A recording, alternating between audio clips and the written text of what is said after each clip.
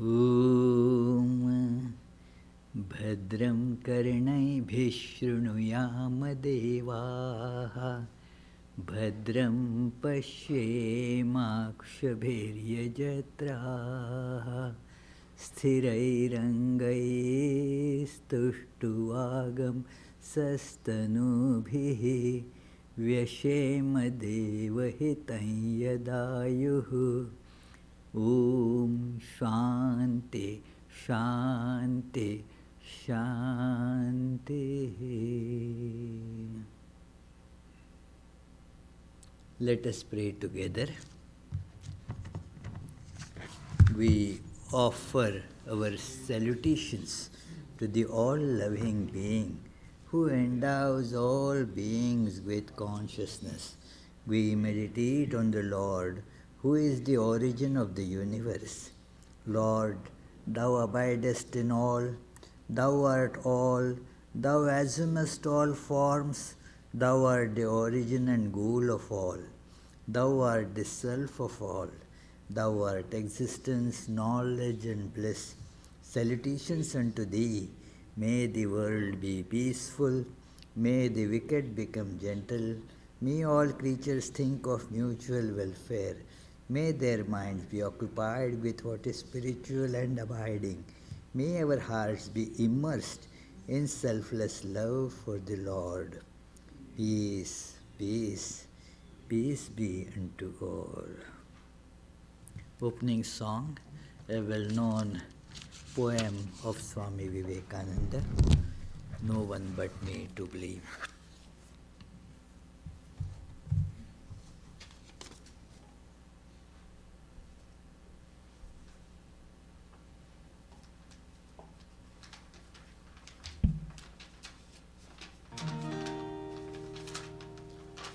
The sun goes down, its crimson rays light up the dying day.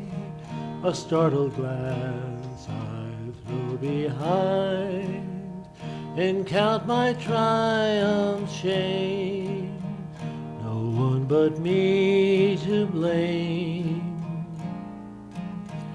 Each day my life I make or mar, each day begets its kind. Good, good, bad, bad, the tide once said, no one can stop or stem, no one but me to blame.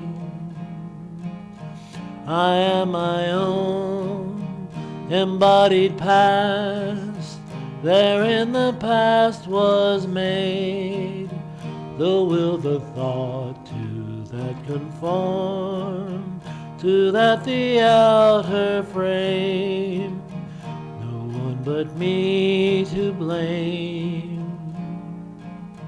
Love comes reflected back as love, hate breeds more fierce hate, they meet their measures, lay on me, though life and death their claim, no one but me to blame.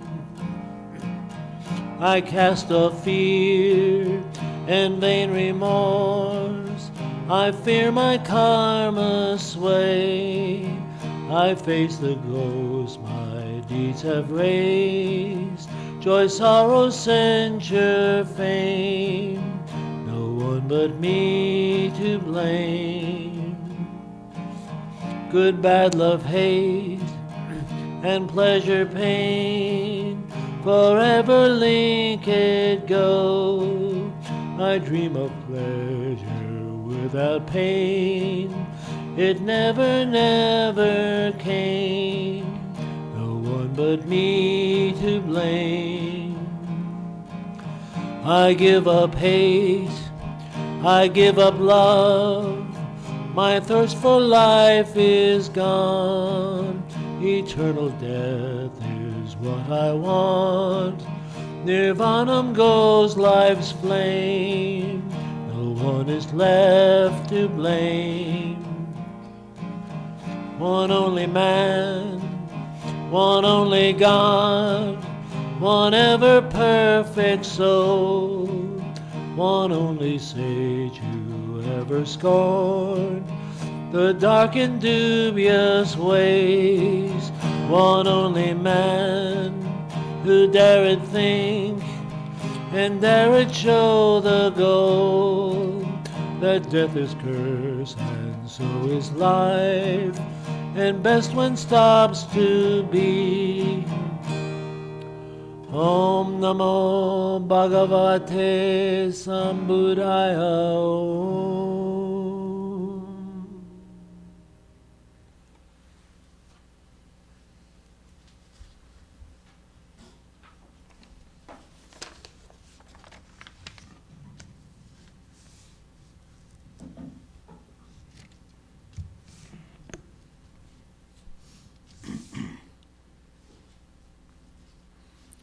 Om Asatu Ma Sadgamaya Tamasu Ma Jyotirgamaya Mrityurmam Amritam Gamaya. Om Shanti Shanti Shanti. Lead us from darkness of ignorance to light of knowledge, from the unreal to the real, and from the limited existence that is death to the ever-present, unlimited existence, the immortal existence. Dear friends, as it is said that human being, like many such animals, is a social animal. That is, it does not live just by oneself, but among so many other human beings together. It is debated whether human beings had been like that right from the beginning, or the ancestors of humans that, as we know today, they lived a solitary life. But all the historical evidence points out unmistakingly to this, that human beings lived in groups, in societies, small or big. And when it comes to societies, there is the individual and the other people, they have to learn to cooperate in an interactive way so that, one benefits from the presence of others. And it is also said that for the good of the many, one should learn to sacrifice one's own good. One's own pleasures are to be sacrificed for the pleasure or the happiness of a wider society. It is given an example there that a sage, Dadhichi, for the good of the world gave his bones. Who was going to give one's own bones? It was said that demon can be killed only by a weapon that can be made from the bones of this great sage. And then everybody wondered that, well, that means there is no hope. But it was suggested, why don't you approach that sage? And as the sage was approached, he said, well, what is this personal existence?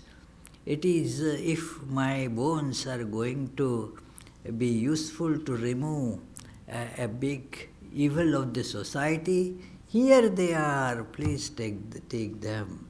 So this is an example where the individual happiness or individual clinging to life is given up for the greater good.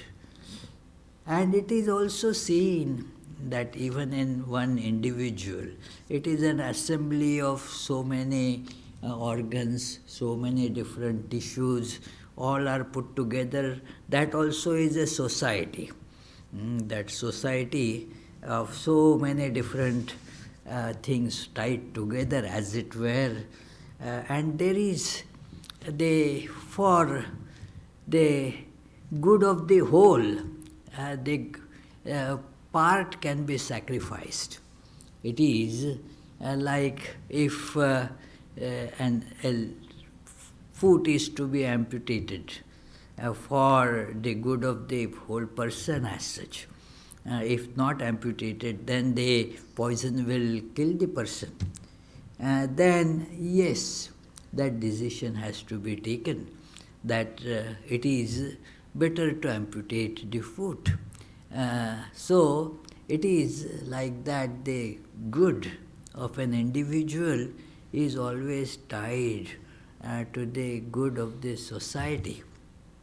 And from earliest times we have this, not in a word like socialism or socialist, but the idea that we have to have some plan of governance whereby the good of all is achieved. And there had been attempts to make some societies on this foundation. Even in the ancient society, you have some evidence of that even in the old history you find that the Maurya Empire, there was the attempt to base it on the socialistic principles. In Manusmriti, you find some this attempt to usher in something that can be akin to the present socialism, that yes, there will be people who will be living according to their own aptitude and qualities, and yet everybody will have their own their niche, but they will contribute together to the well-being of the society as such. So in modern times, means say about last 200 plus years, this socialism has come up in the industrial society as the societies took the shape from a farming community to the industrialized society. A big class of industrial workers came up. There were those who put in their intelligence and invested their whatever money they had, or got that loan from somebody and invested that in starting manufacturing units and employed workers. And so this class began, the class of industrial workers. If you want, you can go to the Slater mill here, which is kept as a museum now. It doesn't run as a mill, but it shows how the industrial era began and how the American transformation from an agrarian society to an industrial society took place. So it is just close by here, and it tells how the plight of the workers became. They were workers, but they were basically used as machines. Their safety or their well-being was the last thing that was being cared for. Squeeze them in every possible way. A model of the capitalist society was there. It is, and it is not hidden. It is just verbally, very bluntly, blatantly expressed by the owner, Slater, that I use the workers just as I use machines. It is get maximum out of them and spend minimum on them.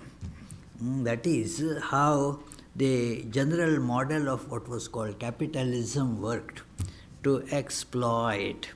And then there were the reactions of it almost immediately. The reactions followed that the workers decided to fight in a united way. And then many societies first secretively got formed.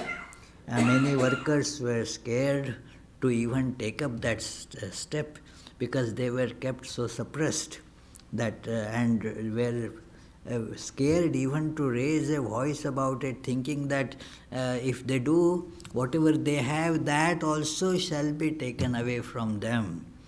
But some took up cudgels on behalf of them.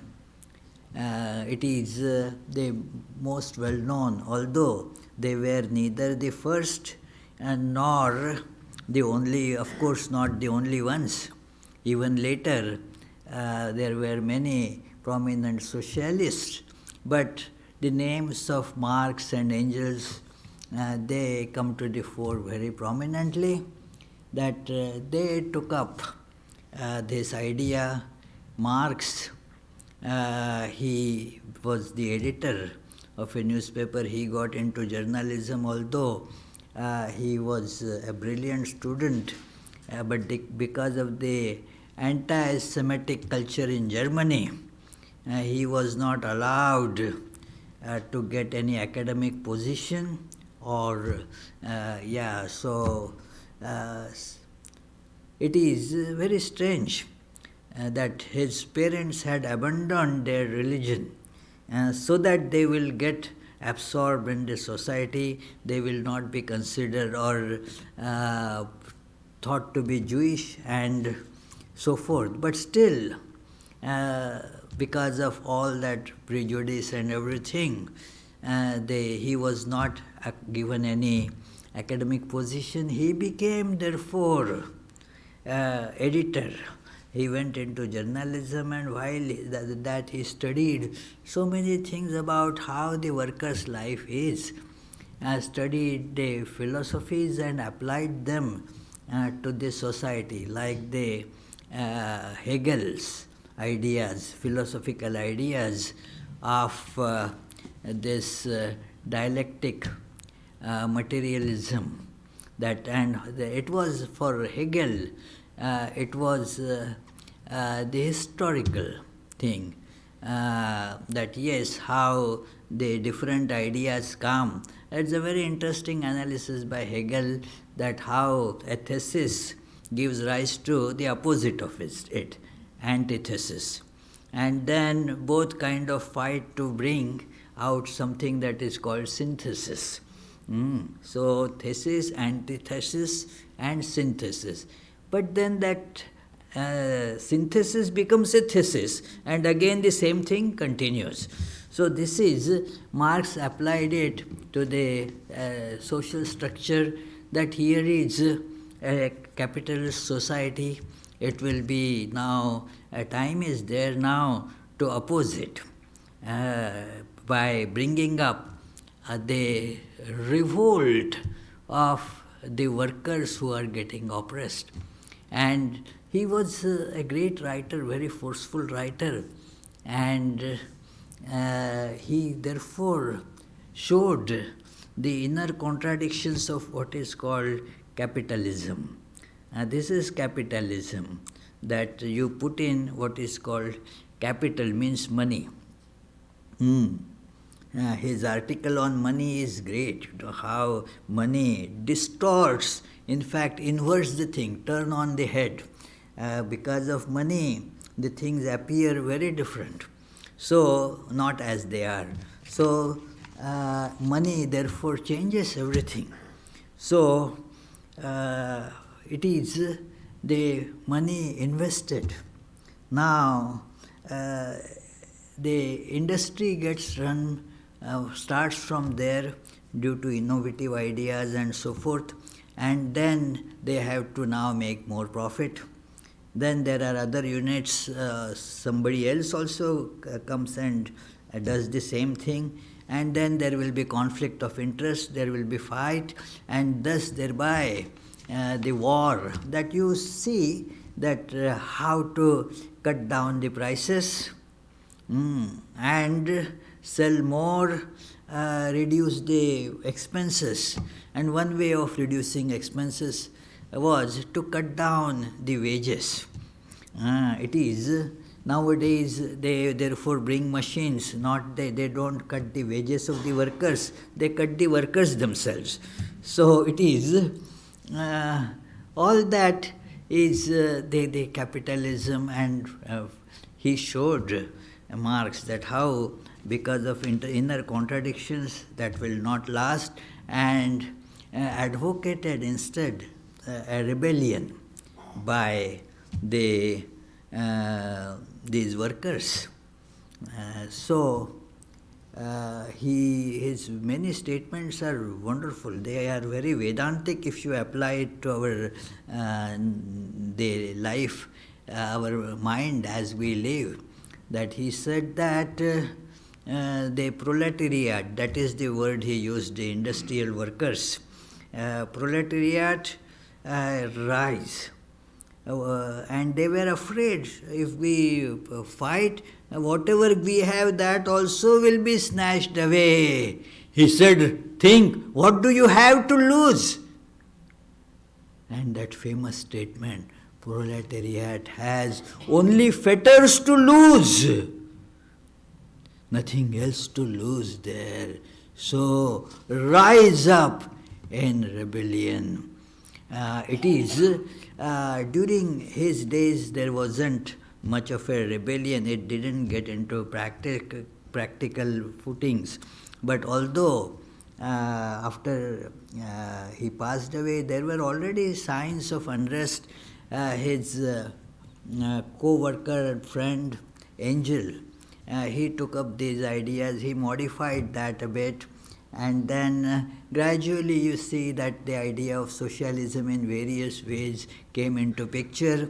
And since, whatever we are fond of, we tend not to see the faults of it. Like my example, if you tell me how the hot chilies are bad, I will not hear that, It is because I like that, so it is, tell me the merits of it, and I will hear, exactly. So it is, similarly, socialism was a very dear child, very lovable. And so the faults, the contradictions which were seen as they are in capitalism, many more contradictions are there in socialism as well, but they were turned a blind eye to. So it came to fore when once in modern times you can say that was probably the first socialist experiment in France. The communes, they started the communes. And then, it's that no individual rights, everything will belong to society, all will be social, this thing. So, and that commune started, how long? It lasted a long life of 2 months. So it is, and it was realized that this to build a society on these lines is not easy. It is because the inner contradictions here are more psychological, that each one wants to do better than others, We all should care in socialism, we should make our own interest subservient to that of society. That is the basic assumption. But then always, Yogatmananda will think that what is there for me, my interest I want to protect.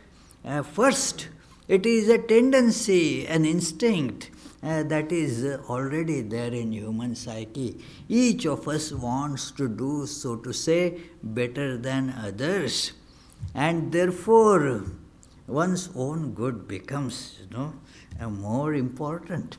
Although verbally we may not immediately admit it, but then when it comes to our actions, it becomes apparent that that is what is getting more traction than the good of the society. Talking big is very nice, but very few have such socially benevolent attitude to sacrifice for society, for social good. My well-being is looked for first. Okay, the others can wait, let me go forward. After all, it is I who am much more qualified. It is I who am putting in so much of hard work, and I am a genius. It should be rewarded.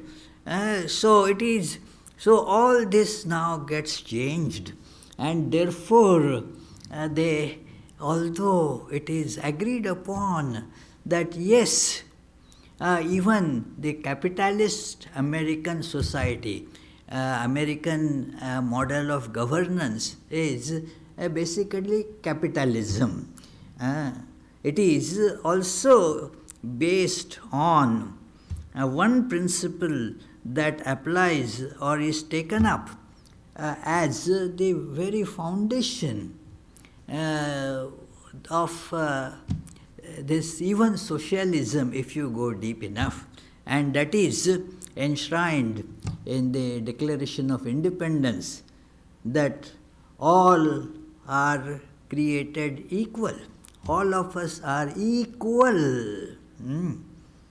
Now, all of us are equal. This statement branches in two different directions. In capitalism, it translates into all are equal, so let us have equal opportunity.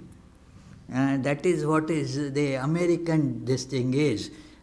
Equal opportunity to everybody, and then what you make best of your opportunity, that's yours.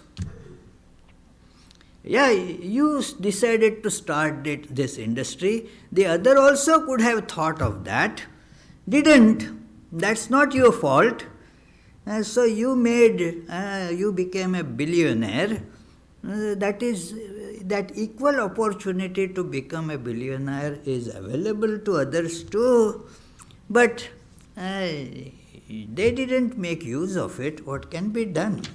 It is so, not that it is perfectly adhered to, but the principle is this in capitalism, that all are equal, so let everybody have equal opportunity. And in socialism, that very statement, equality, gets translated as let everybody have equal share. Equal distribution becomes the principle, therefore, in socialism. Let whatever is there be equally distributed, whether you have really worked for it or not, whether it was the product of your brilliance or not. This is what we have, and let it be equally distributed to all. So that is the principle in socialism, equal distribution. And the underlying principle in both is same, that all of us are equal. You see, even the democracy also rests on this principle, that each will have one vote. It doesn't matter whether somebody is rich or poor, whether somebody is man or woman. Of course, in America it took long time for women to get the voting rights. So anyway, but it is the principle of equality, that whether you are an illiterate or a PhD, doesn't matter, one vote. Whether you are tall or short, still one vote. Whether you are rich or poor, one vote, that's it. So everybody is brought to that level of equality there. So that, and this idea of equality is so attractive, because that is the truth, although one is not aware that in a still fundamental level we are all one.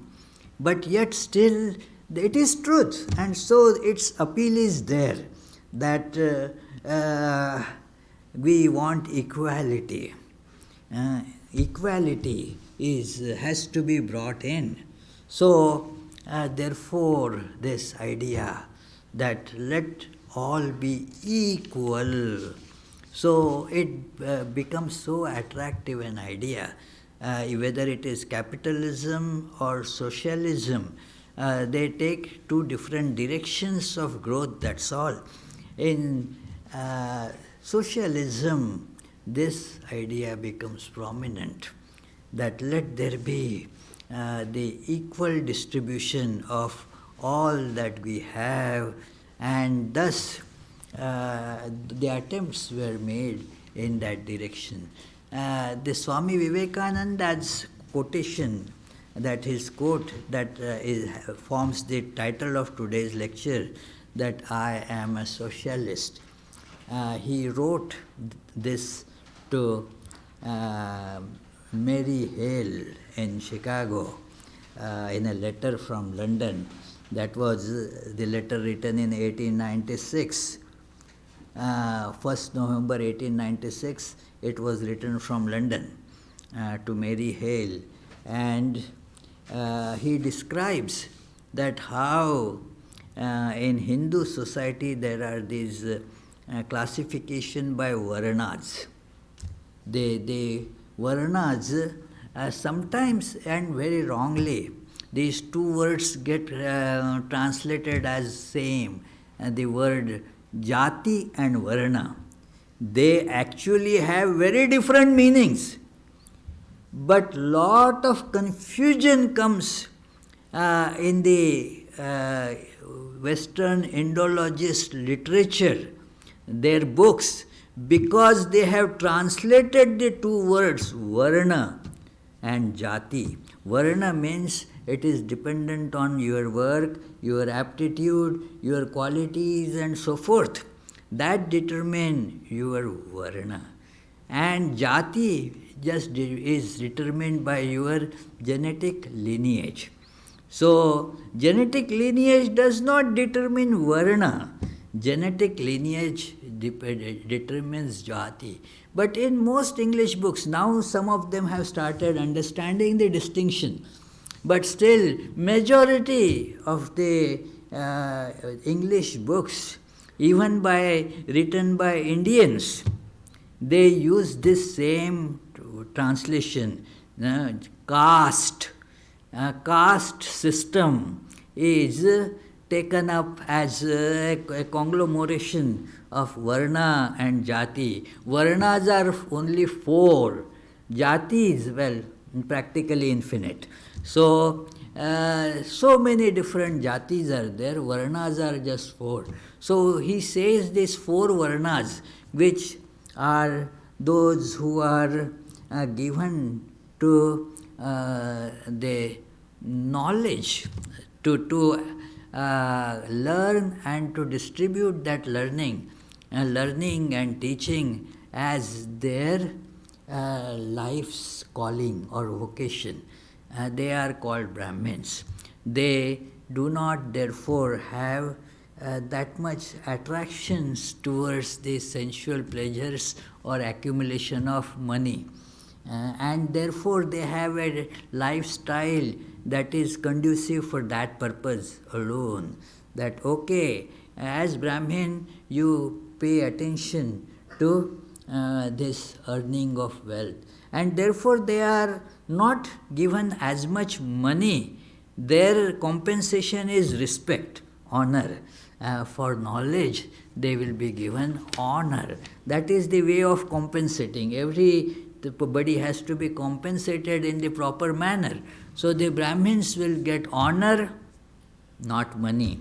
Because money is detrimental.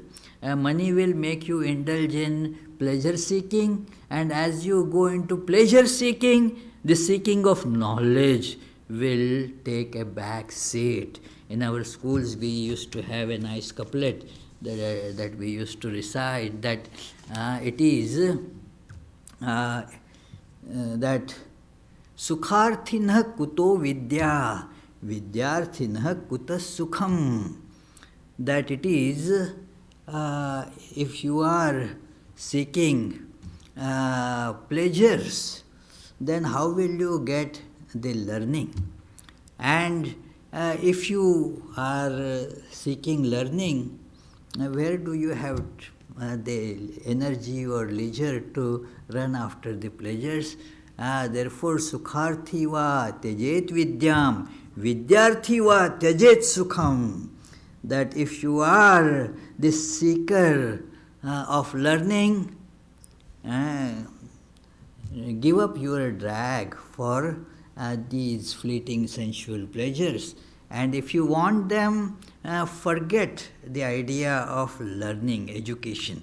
So both these are very important to see, that this is a class and it had its way, it ruled not because of power of money or power of sword, but power of learning. That they used the respect to rule people and thus got corrupted. So it is because when you want to rule, this pleasure instinct in us takes over, and thus you start ruling, encashing the respect that people have for you. So it is thus you see that particular varna, or in the absence of a better English word, caste, that ruled for some time. Then came the rule of Kshatriyas, who had the valor. They were good at administration, running the kingdoms and fighting the battles. They took over. They had the desire for sense pleasures, but also had respect for knowledge. They went for knowledge, but the knowledge, what it meant was mainly the knowledge about battle strategies and administration and so forth. So that it was their rule. Then came the rule of money, the rule of the third, who just were focused on money. They neither wanted wars. In fact, they want wars even now. That particular category of people want wars or do not want wars, depending on what their business is. It is, they want wars because if their main source of revenue is to sell arms. That is why when United States speak of the world peace and all, why world does not believe? Because United States gets lot of its money by selling arms and so forth. So therefore, it is not true that it is because money is the main important thing. Money talks. They say, money talks. So money becomes the main thing. Whatever, they do not care for knowledge unless that knowledge can be quickly translated into dollars. So that is their lifestyle, their rule is like that. So alluding to that, then Swami Vivekananda, and now I will be quoting. Well, the first three have had their day. Now is the time for the last, and the last is called Shudra. They are the workers. They do not have their own initiative to work. They work when as directed by others. So the industrial workers or the farm workers, they do not have other initiative. just because they are full of what is called tamoguna. So they have to be told, hey, do it. Okay. Yeah, so it is, if not told, that person will just sit like that. No initiative. We see many such people. In fact, those who are accustomed to live on the salaries and want to do just that work, they can be classified like that. They don't do their own work. They work for somebody else. Whatever they tell, that much they do. That's it. So it is, that is a big class, because most of human beings, they have this mentality of tamoguna, that they work only when prodded or goaded by somebody, then they work, so not otherwise. So now Swami Vivekananda says, now it's their time, let them rule, let everybody, and this is what Marx had advocated. Marx, later on, the Lenin of course deviated a lot. I am not going into the details of all their theories, not necessary for our purpose, but it is seen that the idea was that it will be the dictatorship of the proletariat. Who should, rule? And who should own everything? So initially, of course, Lenin did not want to make everything as the property of this society. So only the big main industries were captured by under his idea of state. But then the small farmers and all, they were allowed to have their own things.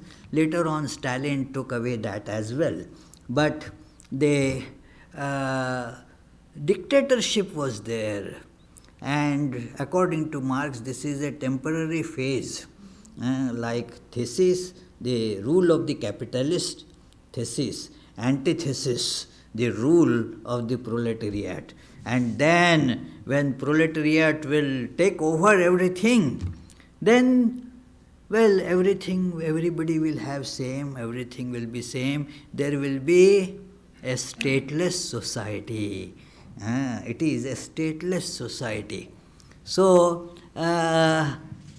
although Marx ridiculed some other ideas like that as utopian socialist, this idea of Marx was no short of this utopian, that there will be no state at all, no governance.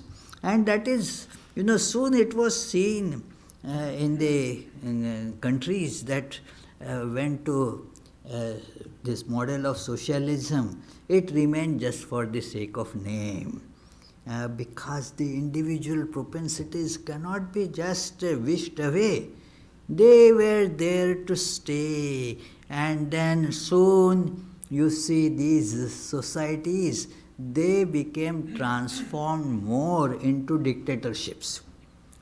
So either into dictatorships or not exactly the state-owned everything socialism, but individually owned, and then the wealth distributed by state, and so forth to some extent. So these some of the good things that came out as this churning of socialistic thought and lot of political movements that came up. Because of that, they are seen in society today, and that's a very good thing, that in society now the unions are there, the industrial or the administrative workers, even those companies and manufacturing units which are managed privately, they also have the unions present there. So that became a common thing almost all over the world. That strangely, that is not there in the communist countries. of all countries, those which are socialist, they do not have the workers' union because, well, workers are owners. How can they have unions? You see, so a funny thing it is. But you see, therefore, this model of this socialism, although so attractive, so alluring, practically it never became successful anywhere in the world. It is, yes, we will distribute everybody equally if there is something that remains to be distributed. The distribution of widespread poverty, that alone happened. It is, that is, yeah, so where is something to distribute, you see? So, because this is the individual thing that comes into picture, that if I am not getting anything, why should I work more? I will work just what is everybody is working.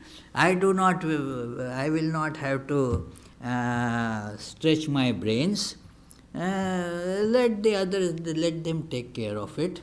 I will also just work like others. I am not getting any special benefit, and thus what happens? Innovation stops, because that is done at the level of the individual genius. And if that is not rewarded, because everybody seeks reward, it is good to say, no, I don't seek any reward. Hardly, very few people can be so spiritual and altruistic. Practically everybody seeks rewards, and if there is no reward, well, I don't work. That is why practicing karma yoga becomes so difficult. What is in it for me?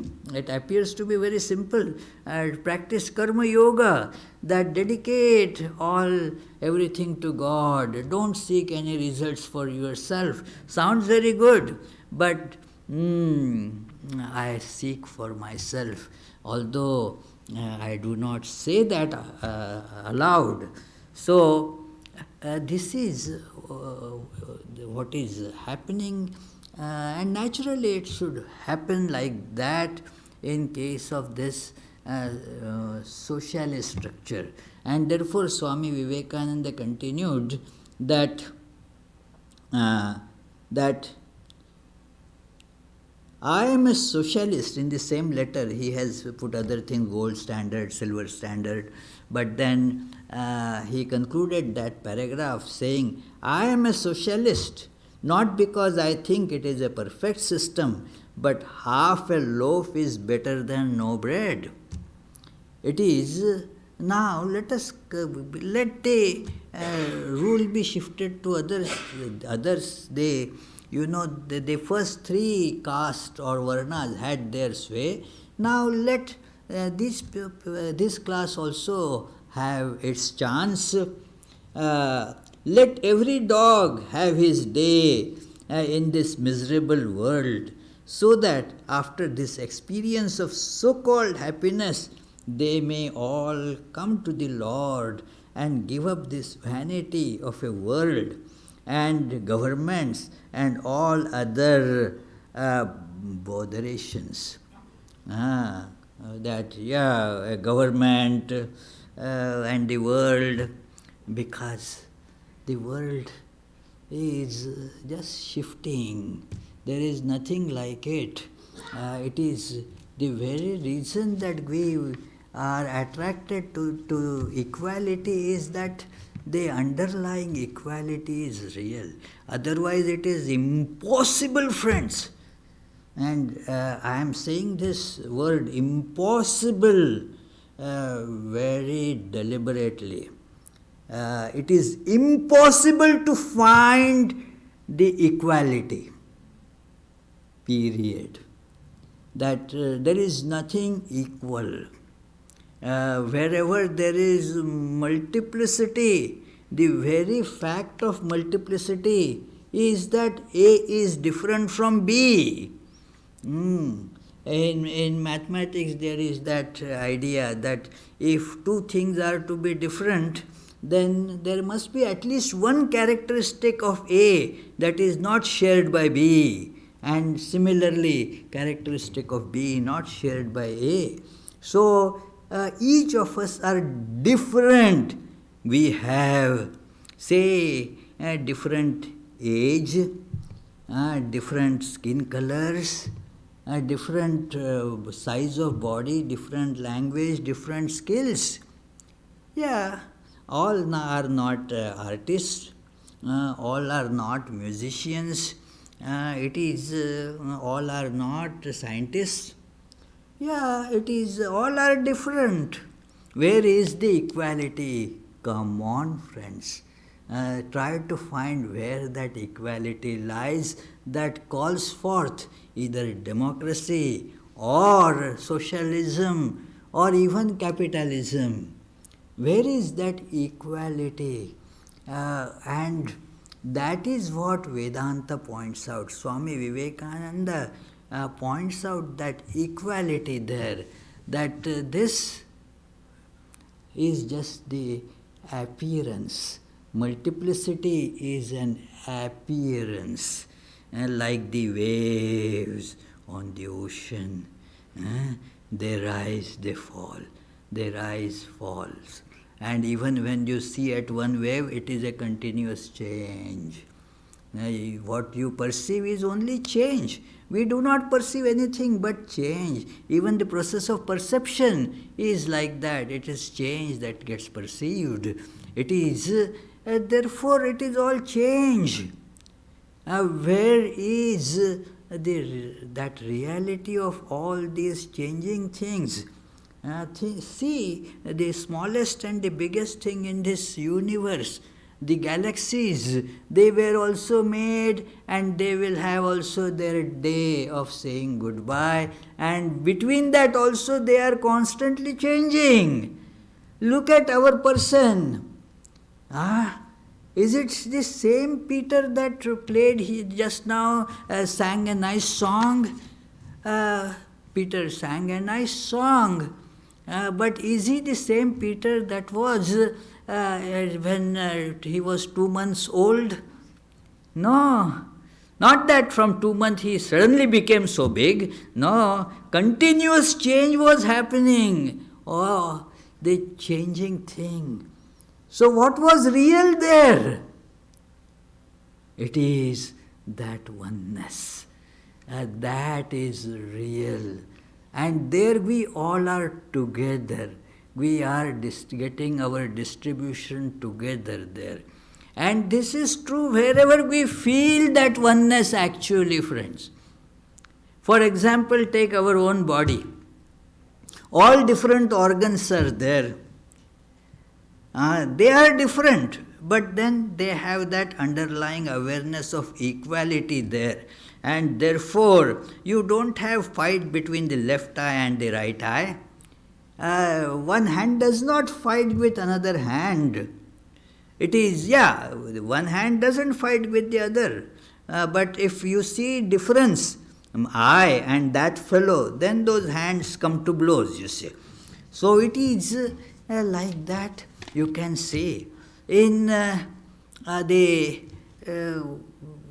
there is no fight as such.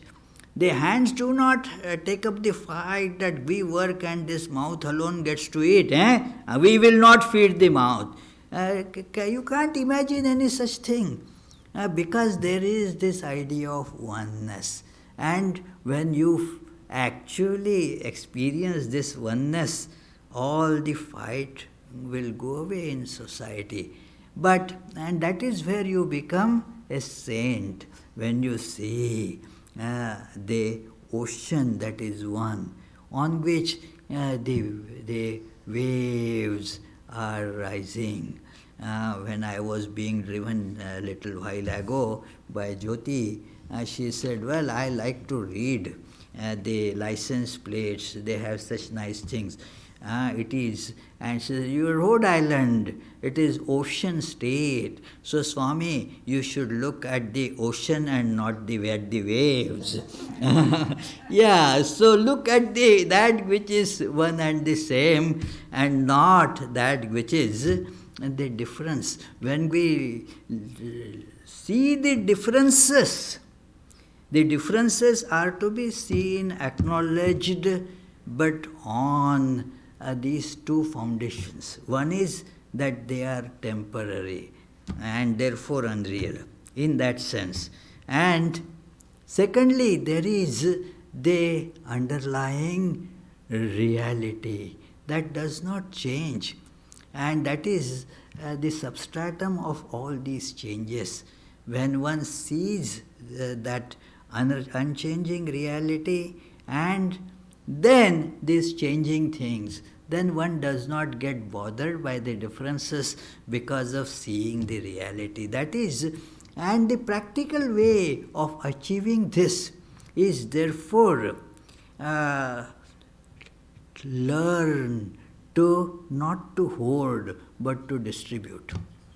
Distribute for your own good, for your own realization of the ultimate reality, because that will make you see that how all different people, everybody is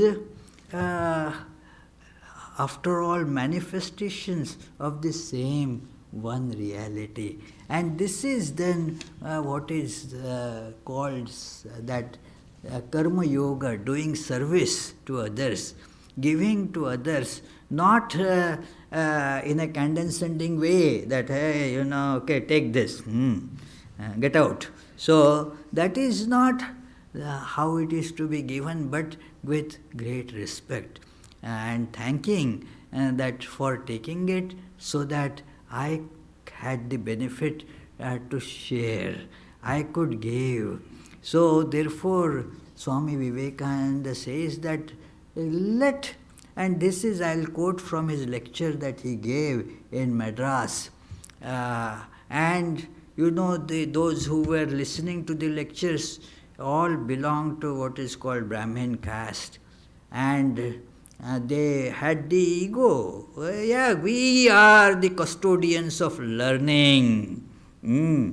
So he told them, okay, suppose, O Brahmins, if the Brahmin has more aptitude for learning on the ground of heredity than the Pariya, that is the lowest caste, Pariya, spend no more money on the Brahmin's education, but spend all on the Pariya. Give to the weak, for there all the gift is needed. If the Brahmin is born clever, he can educate himself without help. If the others are not born clever, let them have all the teaching and the teachers they want. This is justice and reason as I understand it. So this is how, the distribution of knowledge. See, this is even now very few will be so courageous to utter such words. Swami Vivekananda makes this statement very powerfully. He could see that yes, unless everybody is given the right to education, right to have their own livelihood, the society will not rise. And then we will be committing a sin that will make us slaves. Those who have, it is for their good that they should give up. If you keep it, it is, suppose you need so much of food, and if you eat so much, is it going to do you good or harm? It is going to hurt you. It's like that, distribute, give away. That is the way for one's own progress as well. Don't hoard. There is a saying of the great sage Kabir. Kabir said that if you have a boat in water, now if the boat starts getting water inside, what should you do? That as fast as if you want to save the boat from capsizing, throw out all the water as quickly as possible. Similarly, if the money is growing in the house, same analogy he gives, money growing in the house and water rising in the boat. In both cases, he says, the wise person should put that out as fast as one can. So this is for one's own good. It is not that one should think that, see, by doing this, I am helping that fellow. Oh, you are first helping yourself. That is for your own good. And that is what Swami Vivekananda told that Senior John D. Rockefeller, that it is, he made a check to Vivekananda and he said, now I am sure you will thank me. And he said, well, it is for you to thank me that I am accepting it. That gives you a chance to, do something good in life. And that changed the whole way in which Rockefeller was running his business. It is all the Rockefeller Foundation and all these charitable works, all that came up with that. It was a big lesson for him. So, what I mean is that it is to one's own good that you see the underlying oneness and see the manifestations and distribute. That will be the practice of socialism on one's own level. Yeah, please remember, this was a theme that I had been thinking without any reference to the upcoming elections. This is an election year, but I am not advocate of any particular ism or any particular party or anything.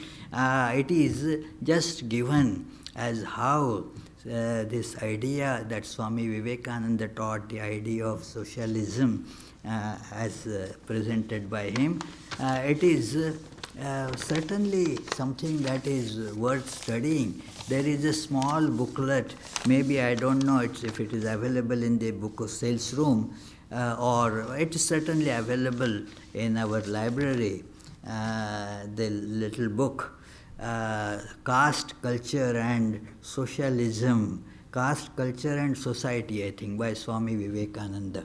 So, that will be a very good reading, a comprehensive understanding of what Swamiji's thoughts on these topics were. So, thank you very much, and let us meditate on this underlying unity where all forms disappear and again appear. For 30 seconds, let us feel that oneness.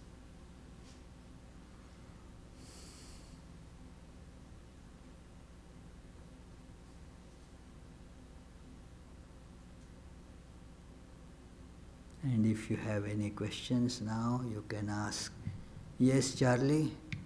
You said there's a propensity to put ourselves first. Yeah. And I think there's an equal propensity to cooperate with others. And so what they call socialism in Sweden and Finland and countries like that is actually better than what we have here, I think. Well, could be, yeah. It is, when this is, of course, a question that he asks has meaning that it is, there is the spirit of cooperation with a selfish end, that I should get more and I get better when the cooperation is there. So it is, and in countries like Sweden and Norway, there is this idea which is functioning better than in America. There is, the one reason is they are small societies. The population is less and the natural resources are plentiful. there is not likely to be, this fight for a small piece of land that you can see in New York, there it is, the inch and inch is important.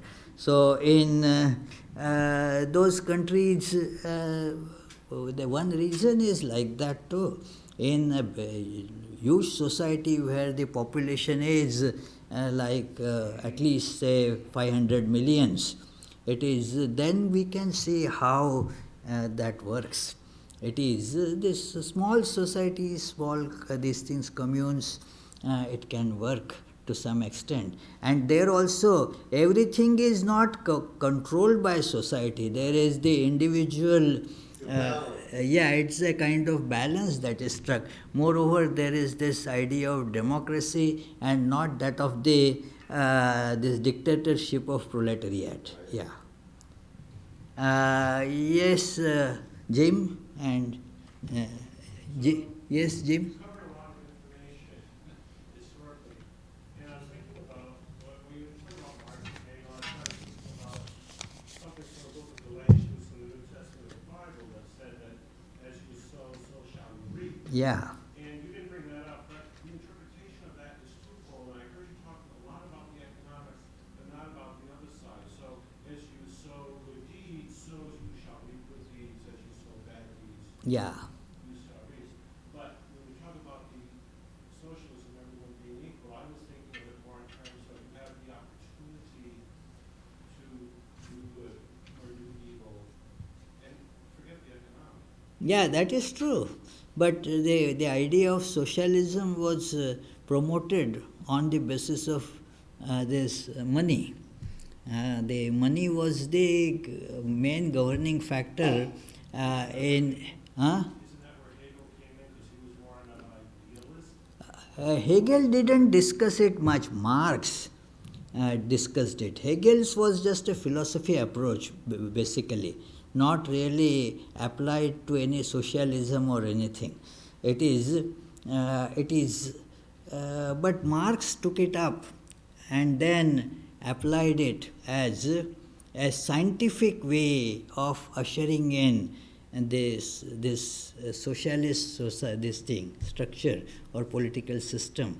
So it was mainly by money that Marx has a very beautiful article that I mentioned on money, that it is and how the society is just run on the basis of this money. Money just turns everything upside down. That is a very nice statement that he has presented in his beautiful article on money. So money governs. Everything is happening because of money, and therefore my scope was limited. That it was not the idea of just this as you sow, so you reap in every way. It is, in fact, that's a good point, that you can, if you sow the goodness, it will come back to you as increased goodness. That is true. But the whole thing was directed towards the political and social structure. Yeah. Sarada, you wanted to ask? Yeah.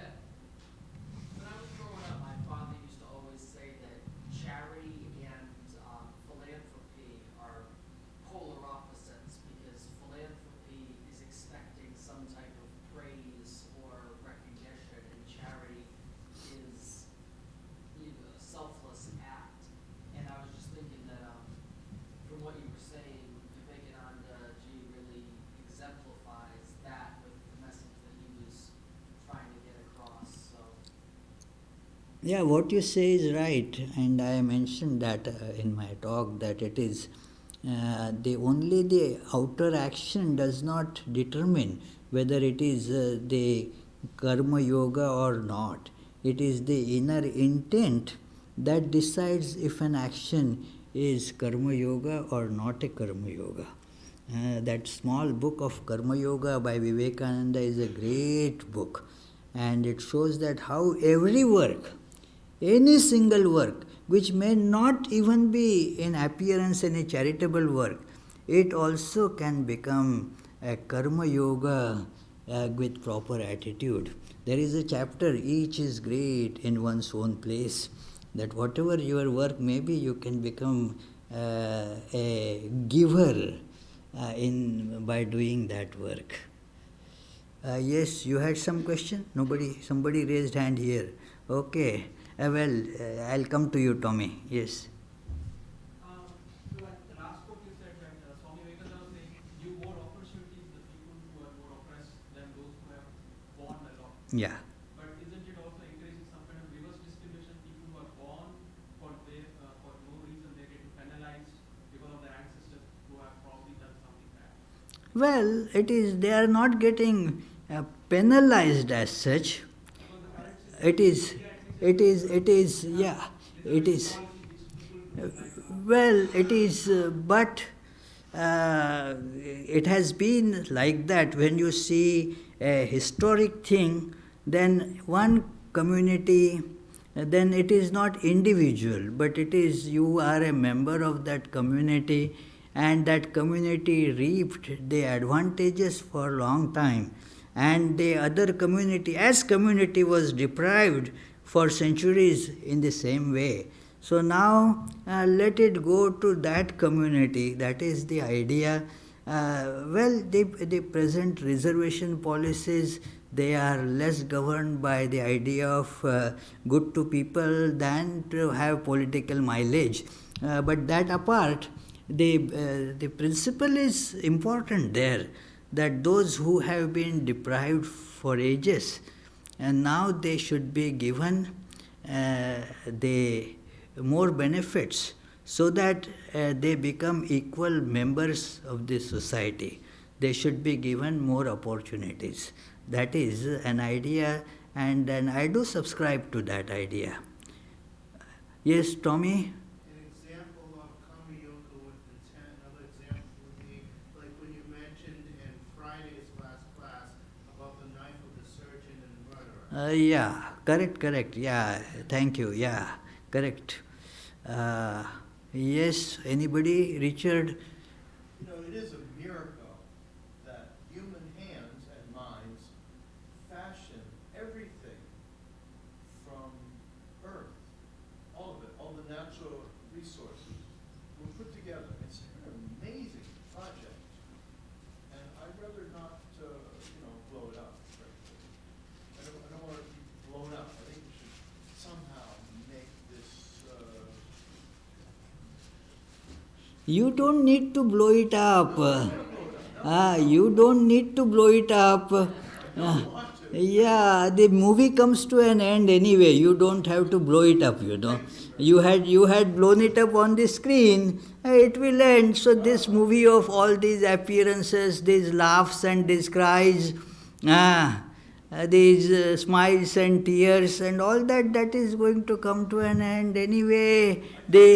One screen on which it is projected, that alone will remain, you see, and that is the truth. You can't determine that now or never. Well, you don't have any control over it. Yeah. But you have to just know that it is movie, and then you will enjoy it better, you see. Otherwise you don't enjoy it. Otherwise you come crying, oh my goodness, this is my back is hurting and this happened like that. Oh, that fellow duped me, and so I have heard your cries several times, Yeah. So at that time your solace was, well, it is not real, let it go away. Yeah. Anyway, so we had lots of questions. Thank you very much to all the questioners.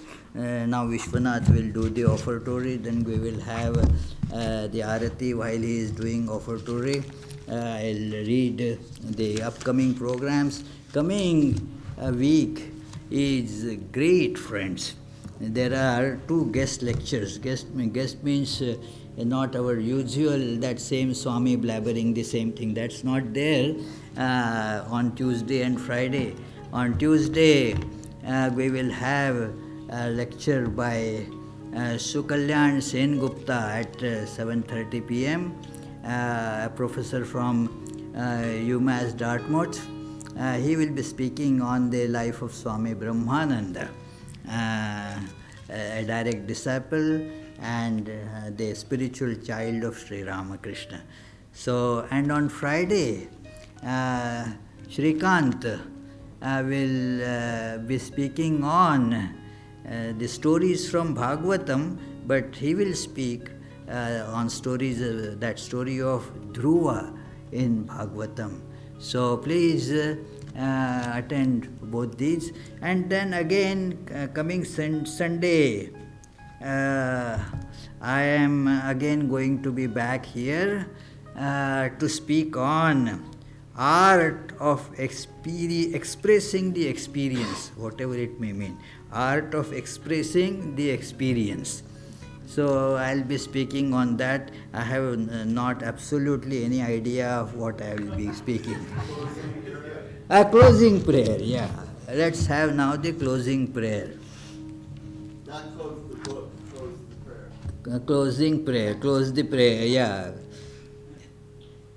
May the Divine, who is Father in heaven of the Christians, Holy One of the Jewish faith, Allah of the Muslims, Buddha of the Buddhists, Tao of the Taoists, Great Spirit of the Native Americans, Ahur Mazda of the Zoroastrians, and Brahman of the Hindus, lead us from the unreal to the real, from darkness to light, from death to immortality.